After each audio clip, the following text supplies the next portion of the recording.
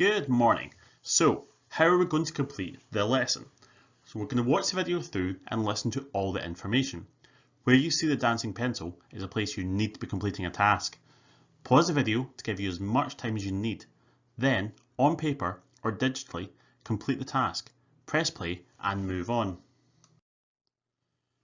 Our first lesson is on the glaciated upland land uses.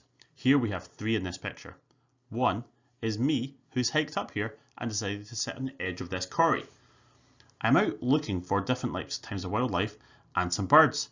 That's our second land use right there. Our third is someone's actually taking this picture. So we've got three different types of land use, and this is what this whole topic's about. How people use our glaciated uplands, these corries, pyramidal peaks and arête, and how places like Loch Nagar can be managed and looked after to save a lot of trouble in the long run. So, what are we going to learn in this topic?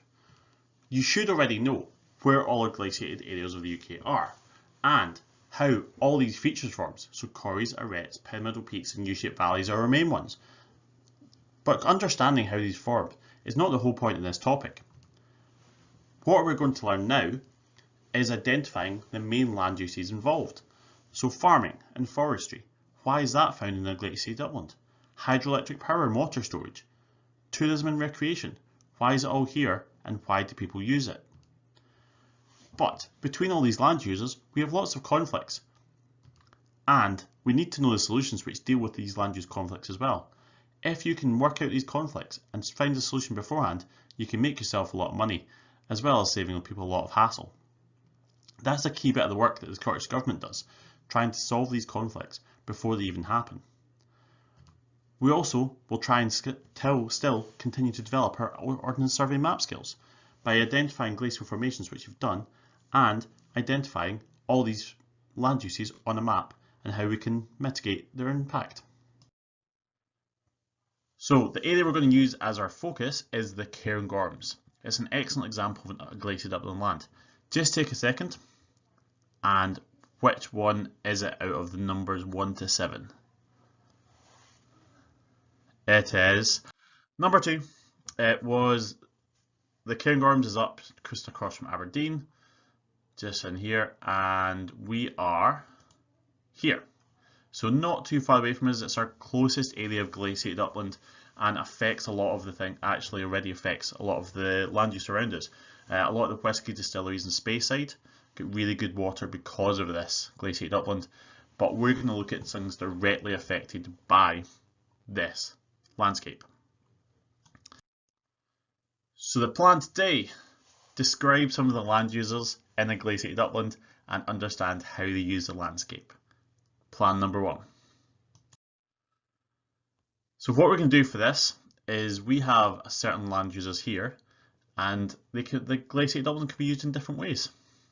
So copy the diagram. I'd maybe suggest if you're doing it on a jotter in the middle of your page or in the middle of a double page, because we can expand this out and add lots of information to it. Things to add, so you can add a wee diagram for each one. Commercial forestry, settlements, wind turbines, hydroelectric power, hill sheep farming, tourism and leisure activities, and this is all our land uses. So the 6 we're going to look at.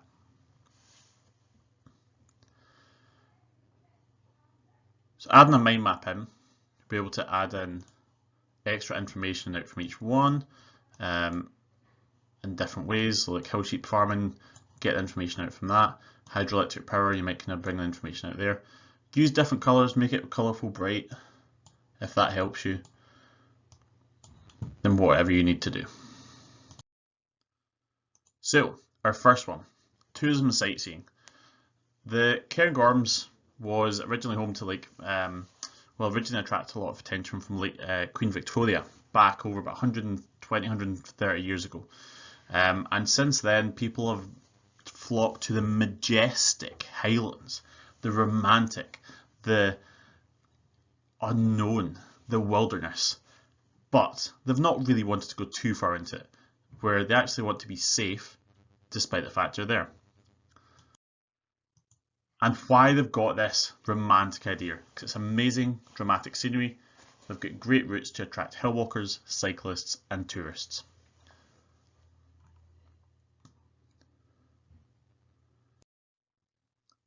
Along with this, specific activities, hill walking and rock climbing is a huge pastime for some people. Now here you can see my friend Ross standing on top of a corrie that we'd have an arête, gaff, and then we'd have an arête, he's on an arête and we've got corries either side. So some of these are so risky that you could stand with one leg on either side of this arête. And these arêtes give amazing scenery for hill walkers, provide great opportunities for hill walking. Pyramidal peaks are good for rock climbing. Corries provide excellent climbing opportunities on their steep back walls.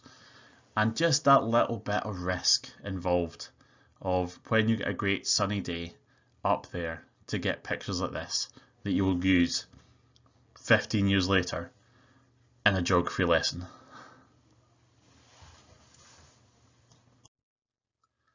And winter skiing and snowboarding.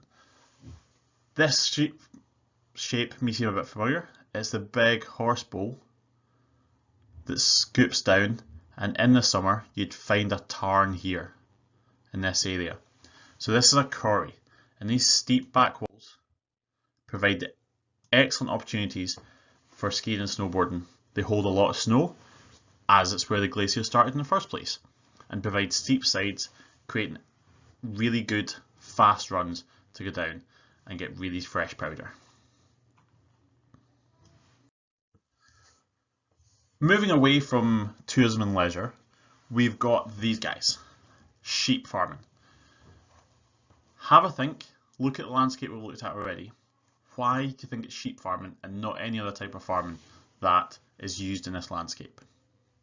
Mainly, the ground is rubbish. We can see already that the topsoil is very thin. There's lots of bits of rock here. It's very steep. Imagine trying to take a combine harvester over that. And it's just not great for growing anything. The only things that really survive here are these guys. So the short, mild summers mean that soil quality is very poor. So crop farming is crap, basically. Sheep are hardy animals and can survive in these cold, harsh environments. They can cope with the steep upper slopes of U-shaped valleys.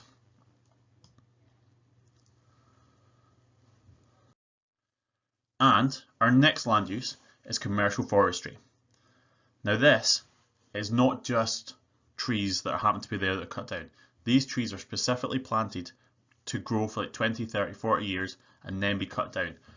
And they make use for everything, for paper, for building houses, for anything that happens to need wood, maybe even the pencil you're writing with just now.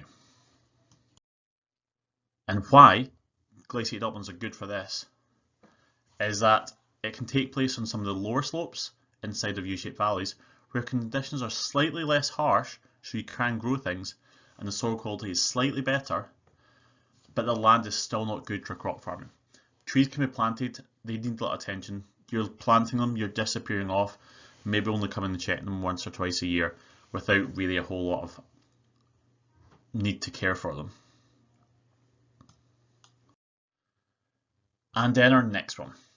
This is hydroelectric power, where we use water to power things like Edinburgh City. So if you have a look here, this is up inside a corrie.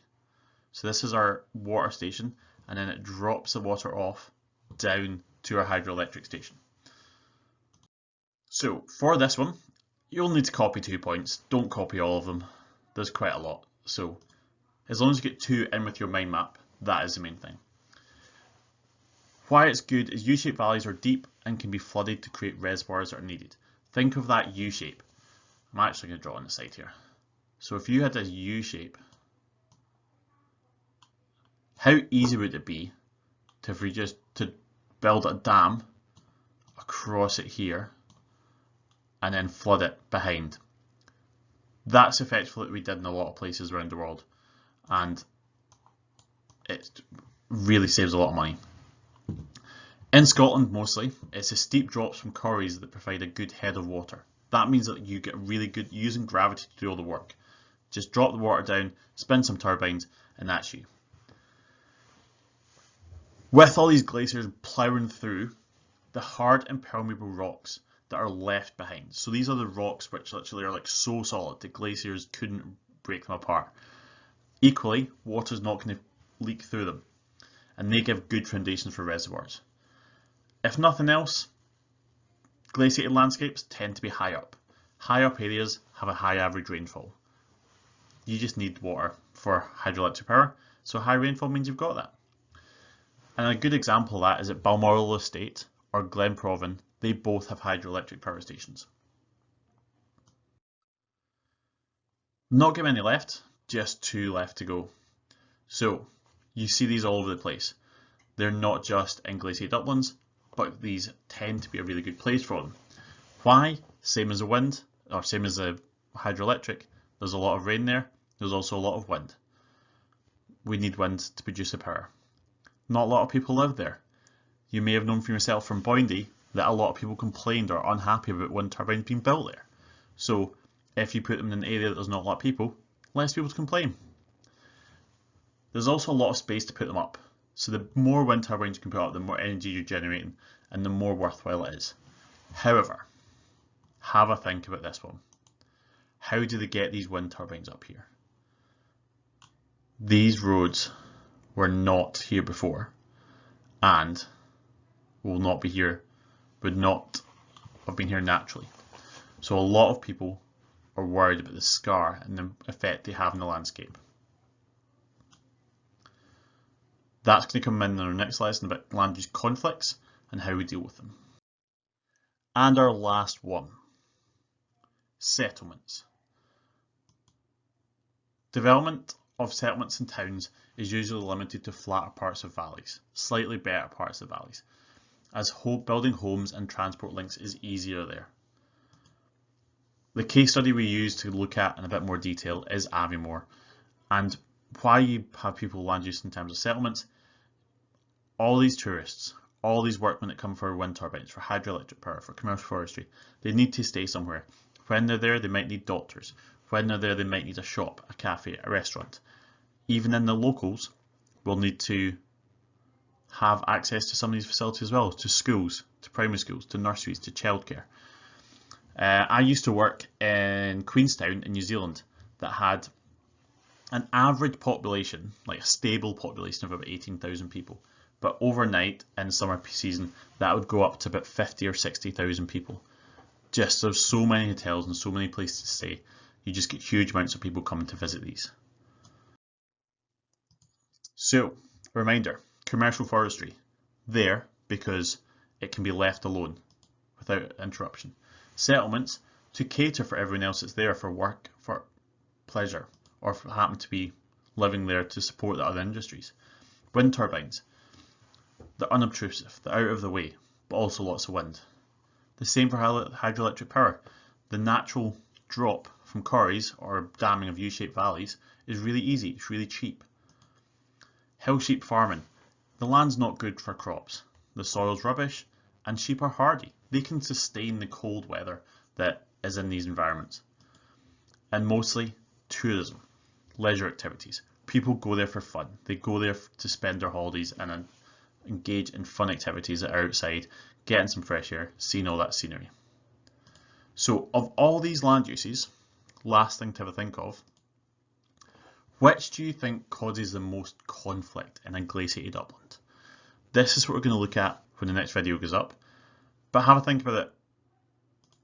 I'm going to say it's this one, but we'll see, and put some comments in after the lesson what you think it is and why. That's the end of this video lesson. You should now be able to describe some of the land users in a glaciated upland area and understand how they use the landscape. Next time round, we're going to look at how those land users conflict with each other, but until then, bye!